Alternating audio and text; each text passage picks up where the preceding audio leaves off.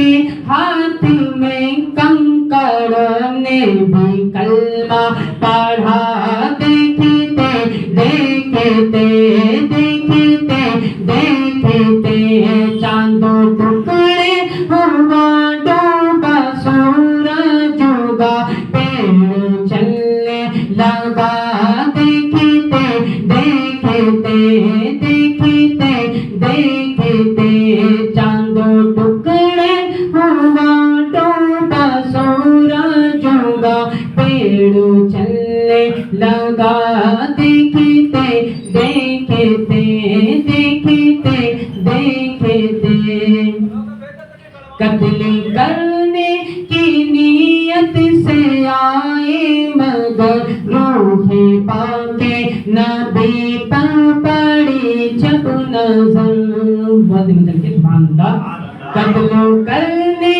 کی نیت سے آئے مگر روح پاک نبی پر پڑی جب نظر، قتل کرنے کی نیت سے آئے مگر روح پاک نبی پر پڑی جب نظر، قتل کرنے کی نیت سے آئے مگر روح پاک نبی پر پڑی جب نظر، مجھ کو کلمہ پڑھا دیجیے یا نبی، مجھ کو کلمہ پڑھا دیجیے یا نبی، یہ عمر نے کہا، دیکھتے دیکھتے دیکھتے دیکھتے چاند ٹکڑے ہوا ڈوبا سورج اگا پیڑ چلنے لگا، دیکھتے دیکھتے دیکھتے دیکھتے چاند ٹکڑے ہوا ڈوبا سورج اگا پیڑ چلنے لگا، دیکھتے دیکھتے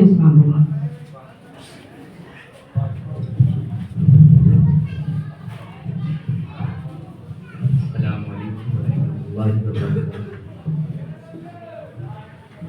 الحمد للہ رب العالمین والصلاة والسلام علی رسول الکریم وعلی آلہ الطیبین واصحابہ المطہرین،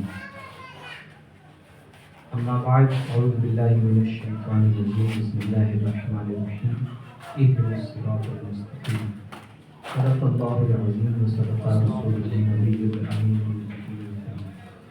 کچھ عرض و معروض سے قبل ایک بار درود شریف پڑھنے، اللہم صلی علی سیدنا مولانا محمد۔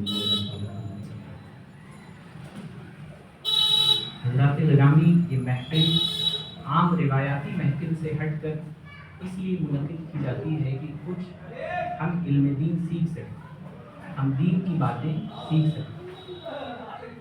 جتنا زیادہ شرم حیا ہم دینی محافل میں محسوس کرتے ہیں، اتنی شاید کہیں نہیں کرتے، کیوں؟ ہمارا دین سے تعلق کمزور ہے، ہم ایسی محفلوں میں کم بیٹھتے ہیں، اس لیے جب ہم ایسی محفلوں میں آتے ہیں تو سلام کا جواب دینے کے لیے کہنا پڑتا ہے کہ آپ لوگ سلام کا جواب دیجیے، آپ لوگ درود شریف پڑھیے، آپ لوگ سبحان اللہ کہیے، آپ لوگ ماشاء اللہ کہیے۔ تو نہیں، یہ وہ محفل ہے جہاں سے آپ کو فروغ ملنا ہے۔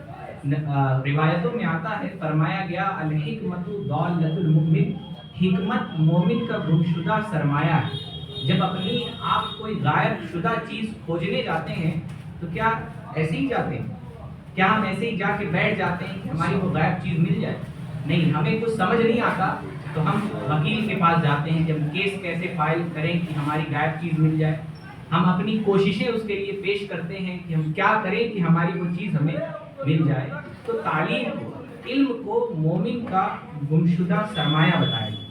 مفسرین نے فرمایا ہے، مفسرین کے کہتے ہیں کہ حکمت سے مراد تمام وہ علم ہے جس کا حاصل کرنا مسلمانوں پہ فرض ہے۔ تو جب آپ کسی محفل میں جائیں، کوئی بات آپ کو سمجھ نہ آئے تو آپ کا حق ہے کہ آپ پوچھیں۔ آپ بیچ محفل میں نہیں پوچھ سکتے، یہ ادب کے خلاف بھی ہے کہ بیچ میں کسی کو ٹوکا جائے۔ آپ بعد محفل پوچھنے کی کوشش کریں۔ ہم محسوس کرتے ہیں کہ دینی محافل میں کہیں نہ کہیں ہم علماء اکرام سے کھل کے باتیں نہیں کر پاتے، کہیں نہ کہیں ہم اپنے سوالات کو پوچھ نہیں پاتے، جس کی وجہ سے جہالت پنپتی ہے، جس کی وجہ سے ہماری برائی ہمارے اندر جڑ پکڑ لیتی ہے۔ ہوتا کیا ہے کہ ہم کوئی برائی کیے جا رہے ہیں، من میں شک ہے کہ شاید یہ برا ہو، لیکن ہم اس کو پوچھ نہیں پا رہے علماء کرام سے، ہم باتیں نہیں کر پا رہے کسی صالح شخص سے جس سے ہم مشورہ کریں۔ تو اس بنیاد پر ہماری جو وہ برائی ہوتی ہے وہ ہمارے اندر جڑ پکڑ لیتی ہے، پھر برائی ہمارا ایک فعل نہیں رہتا، ہماری عادت بن جاتی ہے۔ ہم اس کے بارے میں کوئی کلیئرنس نہیں کر پاتے کہ وہ عمل صحیح ہے یا نہیں ہے، شریعت مطہرہ کی نظر میں کیسا ہے۔ تو آپ یہاں آئے ہیں تو کوئی آپ کو اس میں شرم حیا کی ضرورت نہیں ہے، آپ کو آخر میں موقع بھی دیا جائے گا کہ آپ سوالات پوچھیں۔ تو سوال پوچھنا، علم کا حاصل کرنا یہ آپ کے اوپر لازم ہے۔ علماء کا کام ہے کہ وہ آپ تک علم پہنچائیں، آپ کا کام ہے جو علم نہیں رکھتے کہ وہ علماء سے علم جاننے کی کوشش کریں، یہ ہمارا فریضہ ہے۔ تو یہ جو ہم اپنے آپ کو نروس محسوس کرتے ہیں یا پھر کمزور محسوس کرتے ہیں علماء کرام کے سامنے، تو ہمیں ایسا ہونے کی ضرورت نہیں۔ کمزور تو ہمیں وہاں محسوس کرنا چاہیے جب آپ 10 غلط لوگوں کے ساتھ کہیں کھڑے ہوتے ہیں، جب آپ غلط لوگوں کی محفلوں میں بیٹھتے ہیں۔ کمزور خود کو تب آپ کو محسوس کرنا چاہیے کہ میں کن لوگوں کے ساتھ کھڑا ہوں۔ لیکن آج ہماری ایمانی غیرت کمزور ہو چکی ہے کہ ہم محفلوں میں کبھی کبھی شریک ہوتے ہیں، چیدہ شریک ہوتے ہیں، اور شریک بھی ہوتے ہیں تو کھل کے نہ اپنی بات کہہ پاتے ہیں نہ سامنے والے کی بات سن پاتے ہیں۔ تو بزرگان دین کا یہ طریقہ تھا کہ وہ ایسی محفلوں کو غنیمت جانتے تھے۔ جب بزرگ غوث اعظم رحمۃ اللہ تعالی علیہ بیٹھتے تھے خطاب کرنے، 4 ہزار افراد ان کے اگل بغل سیاہی اور قلم اور پیج لے کر بیٹھتے تھے کہ ان کی باتوں کو لکھ لیا جائے، اسے محفوظ کر لیا جائے کہ کیا پتہ آئندہ زندگی میں ایسا موقع ملے نہ ملے۔ تو کیا آپ کسی محفل میں جاتے ہیں تو آپ کو یہ فکر ہوتی ہے کہ جو علم دین ہم حاصل کریں اسے محفوظ کریں؟ تو پھر شاید ہم اپنے بزرگوں کی روش سے تھوڑا سا ہٹے ہوئے ہیں، تو ہمیں اس چیز کو بدلنے کی ضرورت ہے۔ آخر میں آپ لوگوں کو موقع بھی اس کا دیا جائے۔ منشیات کے تعلق سے کچھ باتیں 2-3 منٹ میں بتا دوں۔ منشیات یعنی نشہ آور چیز۔ پچھلے بار بتایا گیا تھا کہ انسان نشے کی طرف کس طرح بڑھ رہے ہیں۔ کچھ بچوں کے بارے میں آیا کہ وہ ڈرگز کی بازار میں جا کر اپنے خون نکلوا کے ایک پاؤچ اپنا 14 سال کے بچے بیچ رہے ہیں اور کہہ رہے ہیں کہ ہمیں اب میرا خون لے لیجیے اور ہمیں ڈرگز دے دیجیے۔ اس طرح ڈرگز کے عادی بچے، اس طرح شراب خوری، نشہ خوری مسلمانوں میں، اور افسوس کے ساتھ کہ مسلمانوں میں یہ رائج ہو گئی۔ تو پچھلی بار بتایا جا چکا تھا، اس بار ہم اس کے سد باب کے بارے میں بات کریں گے، علاج کیا ہو سکتا ہے۔ تو کہیں نہ کہیں ہماری ایمانی غیرت مفلوج ہے، ہم کمزور ہیں۔ آپ یاد کیجئے وہ زمانہ ابتدائی اسلام میں جب شراب بند نہیں تھی، صحابہ فرماتے ہیں شراب 3 مرحلوں میں بند کی گئی۔ پہلا مرحلہ یہ ہوا کہ جب لوگوں نے نبی پاک علیہ السلام سے پوچھا جوا اور شراب کے بارے میں، تو پھر اس کی برائی بیان کی گئی قرآن مجید میں، اس کی کمیاں بتائی گئی کہ جوا اور شراب سے کیا جھگڑے فساد برپا ہوتے ہیں۔ تو صحابہ نے سوچا کہ یہ برائی تو اس کی ضرور بتائی گئی ہے، اس میں نقصان ضرور ہے، لیکن یہ چیز ابھی حرام نہیں۔ پھر ایک بار نماز پڑھا رہے تھے ایک صحابی، تو آیت ادھر کی ادھر ہو گئی، تو اس وقت اللہ تعالیٰ نے فرمایا کہ تم نماز کے قریب نہ آؤ جب تم شراب پیے ہو۔ تو کیا ہوا اس وقت کے مسلمانوں کا عمل کہ اب دن میں شراب نہیں پیتے تھے، رات میں شراب پیتے تھے۔ لیکن جب اللہ مطلقاً طور پہ شراب حرام کر دی گئی کہ دن رات کبھی بھی کوئی نشہ آور چیز استعمال نہ کی جائے گی، تو آپ یاد کریں مدینے کی گلیوں میں لوگوں نے اپنے شراب کے مٹکے پھوڑے، مدینے کی گلیوں میں روڈوں پر شراب بکھری پڑی تھی۔ یہ ان کی ایمانی غیرت تھی جو ان کو اس چیز سے دور کر رہی ہے۔ آج ہماری ایمانی غیرت مفلوج ہے کہ ہم علم دین بھی نہیں حاصل کر رہے، ہم ایسی محفلوں میں آتے بھی شرم محسوس کرتے ہیں۔ اور ابھی بات چیت چل رہی تھی تو ایک صاحب نے کہا کہ بریانی کی دعوت پہ لوگوں کو بلانا آسان ہے لیکن دینی محفل میں بلانا مشکل ہے۔ یہ ہمارے لیے یہ لمحہ فکریہ، یہ ہماری پوری امت کے لیے لمحہ فکریہ ہے، ہمارے لیے، آپ کے لیے۔ بہرحال تو ایمانی غیرت کا مضبوط ہونا کہ اللہ پاک سے شرم اور حیا، اللہ پاک کا خوف اگر ہمارے دل میں ہوگا تو یقیناً ہم کسی ایسی چیز کے قریب نہ جائیں گے۔ اس کی دوسری وجہ یہ ہے کہ منشیات بڑے آسانی کے ساتھ فراہم ہو جاتی، ہر گلی میں آپ کو مل جائیں گے۔ اور نشہ آور چیز نبی علیہ السلام نے فرمایا، ترمذی شریف کی حدیث، کہ جس کی زیادہ مقدار نشہ آور ہو اس کی تھوڑی مقدار بھی حرام ہے۔ شراب کوئی ایک ڈھکن پیے یا پوری بوتل پیے وہ حرام ہے. تو نبی علیہ السلام نے بتایا کہ یہ وہ راہ ہے جس کے طرف آپ کو نگاہ بھی نہیں کرنی. آپ پوری راہ چلنے کی بات کرتے ہیں, آپ کو ایک دو قدم بھی نہیں بڑھانے اس راہ پہ, کہ نبی پاک علیہ السلام نے فرما دیا کہ جس کی زیادہ مقدار نشہ لاتی ہو اس کی تھوڑی مقدار بھی پینا جائز نہیں ہے, اس کی تھوڑی مقدار بھی استعمال کرنا یہ حرام ہے. تو نبی علیہ السلام نے بتایا کہ آپ نشے کی طرف قدم ہی نہ بڑھائیں. نشے کی طرف اقدامات کیا ہیں کہ آپ کا بچہ آج پہلے وہ آتے ہیں انکل سے شروع کرتا ہے, کملا پسند پہ آتا ہے, رجنی گندے پہ آتا ہے, کوئی دنیا کی طاقت پھر اس سے چھٹوا نہیں سکتی, سرتی پہ آتا ہے, اس کے بعد نہ جانے کیا کیا کھانے لگتا ہے, گولیاں کھانے لگتا ہے, ڈرگس لینے لگتا ہے. تو یہ ابتدا ہے اس کی. نبی علیہ السلام نے ابتدا سے ہی منع فرما دیا کہ آپ اس کی تھوڑی مقدار بھی استعمال نہیں کریں گے. آپ میرے پاس ایک میری محرم تھی, میری رشتہ دار تھی, ان کا فون آیا, وہ پان استعمال کرتی تھی, تقریباً شادی کے پہلے سے پان استعمال کرتی تھی اور ان کے پاس وہ پاندان ہوتا. میرے پاس فون کیا اور کہا کہ کیا نبی پاک علیہ السلام سرتی کھانے والوں کی طرف سے منہ پھیر لیں گے, کیا نشہ کرنے والوں کی طرف سے قبر میں ان کی نبی پاک علیہ السلام منہ پھیر لیں گے؟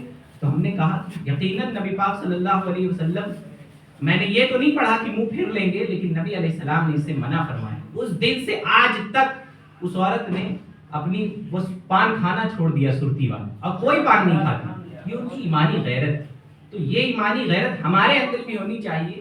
کہ کیسے مسلمان ہیں جو روزانہ سنتے ہیں کہ نماز فرض ہے, روزانہ سنتے ہیں تعلیم حاصل کرنی ہے, ہمیں نشہ نہیں کرنا, لیکن پھر بھی ہم اسی میں مبتلا ہیں, ہم اسے چھوڑ نہیں پاتے. تو کہیں نہ کہیں ہماری ایمانی غیرت جو ہے وہ مفلوج ہوتی ہے.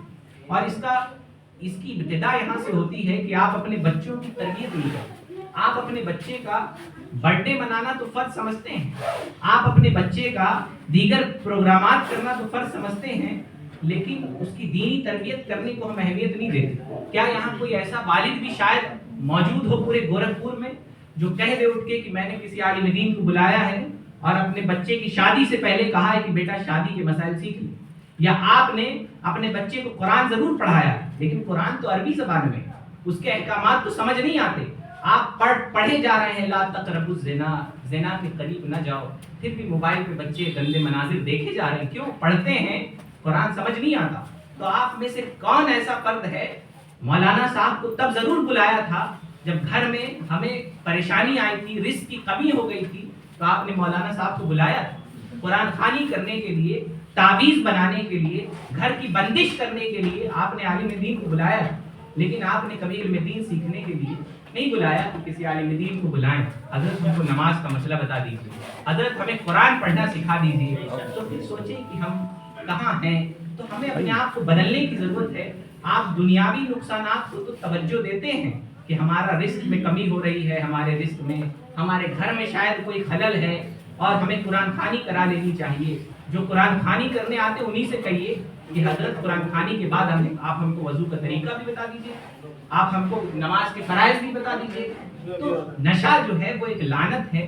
اگر آپ اس سے نکلنا نہیں چاہتے تو شاید دنیا کی کوئی طاقت آپ کو اس سے نکال نہیں سکتی. اور مسلمان کے لیے اتنا ہی کافی ہے کہ اس کے نبی نے فرمایا, بخاری شریف کی حدیث ہے کہ ہر نشہ آور چیز حرام ہے. اور جب نبی نے حرام کہہ دیا تو ہمارے رخ اس جانب نہیں ہونے چاہیے, ہماری نگاہیں اس جانب نہیں اٹھنی چاہیے. اس راہ پہ چلنے کی بات تو دور ہے. تو اس کی ابتدا جو ہے بچوں کے سامنے نشہ کرنا, کوئی نشہ ہو, وہ سرتی ہو, پان ہو, کچھ ہو, یہ کہیں نہ کہیں آپ کے بچوں کی ذہنیت پر اثر انداز ہو رہا ہے, کہیں نہ کہیں آپ کے بچوں کو اس طرف دعوت دے رہا ہے. وہ بچہ جو آپ کو دیکھ کر نماز پڑھتا ہے, آپ کو دیکھ کر بولنا سیکھ جاتا ہے, آپ کو دیکھ کر نشہ کرنا کیوں نہیں سیکھتا؟ تو پھر آج ہی سے عزم کریں. ہمارے لیے یہی کافی ہے کہ اللہ و رسول نے اس سے منع فرمایا ہے, تو یہ عزم کریں کہ انشاءاللہ علم دین سیکھیں گے. ایسی محفلوں میں ایک جذبے کے ساتھ حاضر ہوں گے, ہم اپنے آپ کو گلٹی نہیں فیل کریں گے اور انشاءاللہ نشے سے بھی بچیں گے. اللہ پاک عمل کی توفیق عطا فرمائے. اب میں حافظ رحمت علی صاحب کو دعوت دوں گا کہ نعت پاک کے چند اشعار گنگنائیں گے. بعد مفتی صاحب کے بلا غسل کے بارے میں آپ لوگوں کو. معزز سامعین کرام, السلام علیکم ورحمۃ اللہ وبرکاتہ. ایک بار درود پاک پڑھنا. اللہم صلی علی سیدنا مولانا محمد و بارک وسلم صلاۃ و سلام علیک یا رسول اللہ صلی اللہ علیہ وسلم. نظم کے چند اشعار آپ ذات کے سماعتوں کے حوالے کرتا ہوں.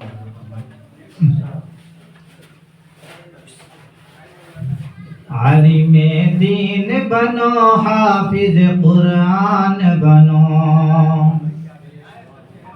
عالم دین بنو حافظ قرآن بنو، عالم دین بنو حافظ قرآن بنو، عالم دین بنو حافظ قرآن بنو. قوم کے بچوں تم اسلام کی پہچان بنو، قوم کے بچوں تم اسلام کی پہچان بنو. اور قوم کا قیمتی سرمایہ ہو مستقبل ہو، قوم کا قیمتی سرمایہ ہو مستقبل ہو، ہر گھڑی سب کی دعاؤں میں تمہیں شامل ہو. قوم کا قیمتی سرمایہ ہو مستقبل ہو، ہر گھڑی سب کی دعاؤں میں تمہیں شامل ہو. اپنی تہذیب و روایات کے نگہبان بنو، قوم کے بچوں تم اسلام کی پہچان بنو.